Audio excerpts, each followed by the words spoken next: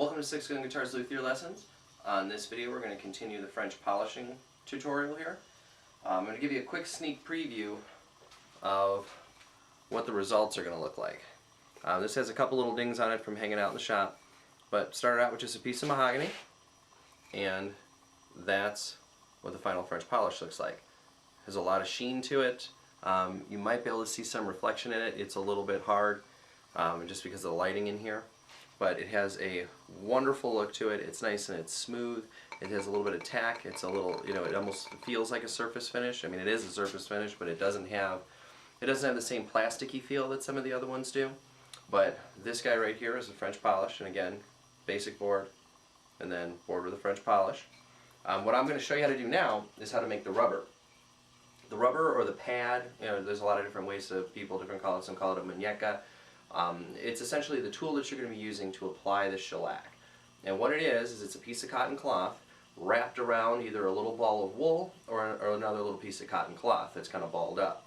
And what it does is just becomes this little rubber, and you use it to apply your French polish and to actually lay the shellac down in layers. So I'll take you over to the bench now and show you how to do that.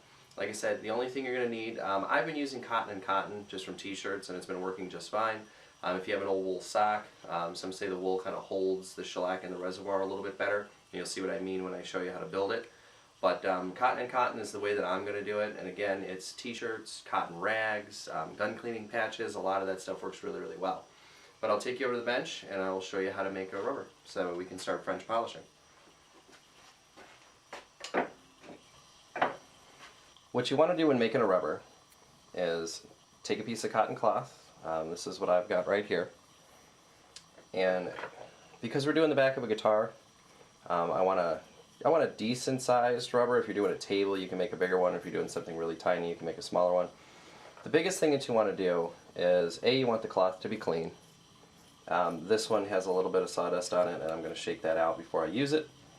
But you want the cloth to be clean, and you want your table that you're working on and everything to be clean. And the reason you want that is you don't want to introduce any foreign sawdust particles or anything like that into what you're doing. So I've got my outer cloth here. It's about 7 by 7, and then I'm going to cut another piece about the same size for my inner cloth. And what I'm going to do with this inner cloth, again keeping the sawdust particles out of it, is I'm going to fold this guy up just kind of over and over onto itself until it makes a little ball.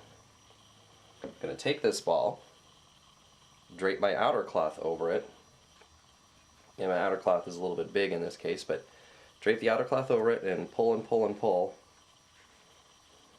until it gets tight around it to where there's no wrinkles, no creases, no anything on there.